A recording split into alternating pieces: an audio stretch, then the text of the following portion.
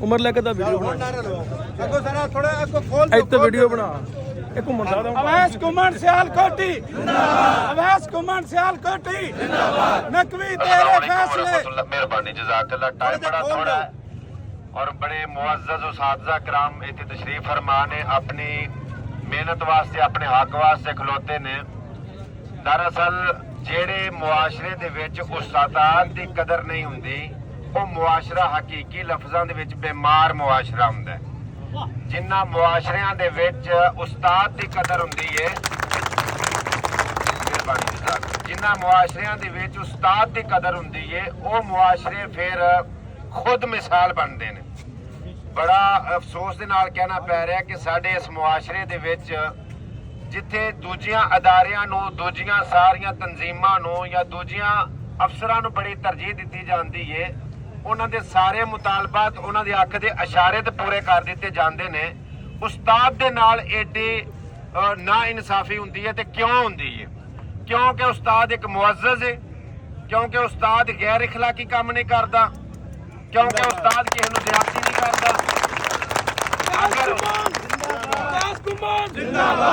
अगर उस्ताद अपने हक वास्ते खलोता है तो वेखना यह चाहिए कि अगर अज साडे बच्चे जरनल ने पुलिस अफीसर ने DC ने किस्सा मुख्तसर कुछ भी ने ते साडे बच्चे किदे कोलों पढ़े ने किदे कोलों पढ़े ने? एक उस्ताद ने पढ़ाए ने नाम ते जे उस्ताद की ही कदर नहीं करनी तो किवें तुसीं कामयाबियां हासिल करोगे?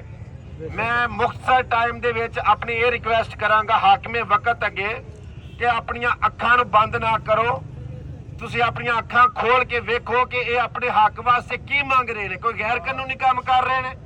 इन्हां दे जायज मुतालबात पूरे किए जान। क्यों?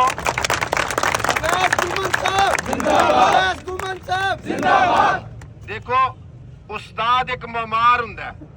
उस्ताद मैं खुद टीचर दा बेटा वां, मैं समझना इस गल नूं।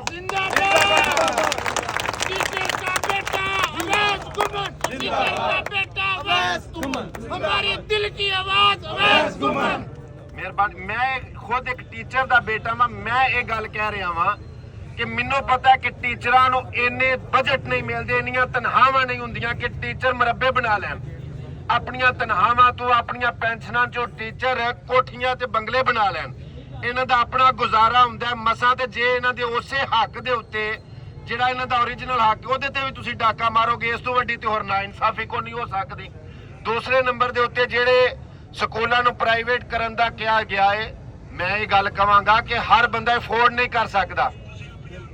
ਹਰ ਬੰਦਾ ਜਿਨ੍ਹਾਂ ਦੇ ਵਿੱਚ ਅਸੀਂ ਗਰੀਬ ਲੋਕ ਵੀ ਆ, ਮਿਡਲ ਕਲਾਸ ਲੋਕ ਵੀ ਆ, ਅਸੀਂ अगर प्राइवेट स्कूल कर दिते गए गवर्नमेंट स्कूल ते बहुत वड्डी ना इंसाफी है, गरीबां दे नाल बहुत वड्डा जुल्म होएगा।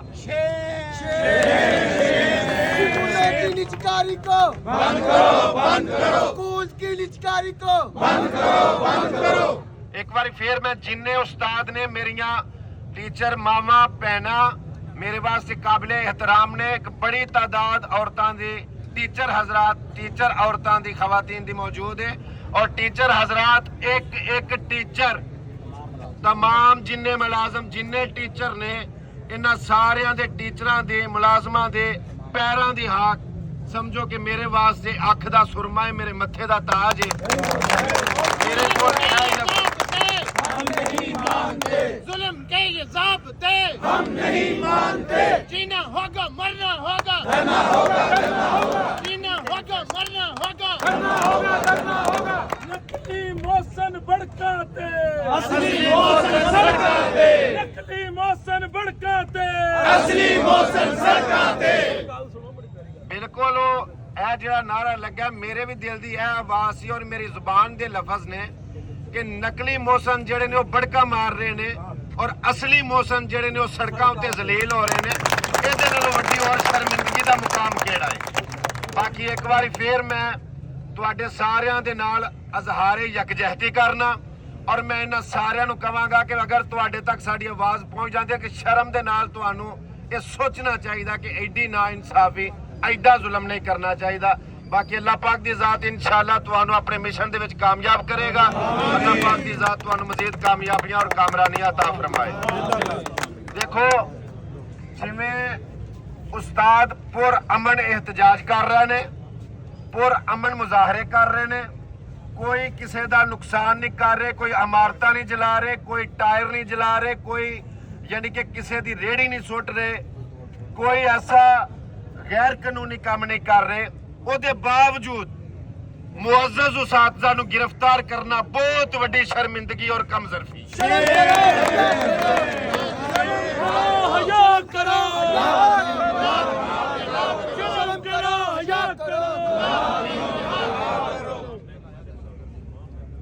मैं जी आखिर दे उत्ते तुहाडी अजमत नूं सलाम पेश करना कि कम अज कम तुहानू अल्लाह ने अपने एक अच्छे मकसद वास्ते चुने है और तुसी अपने अहम मिशन वास्ते अपने हक लैन वास्ते खलोते हो।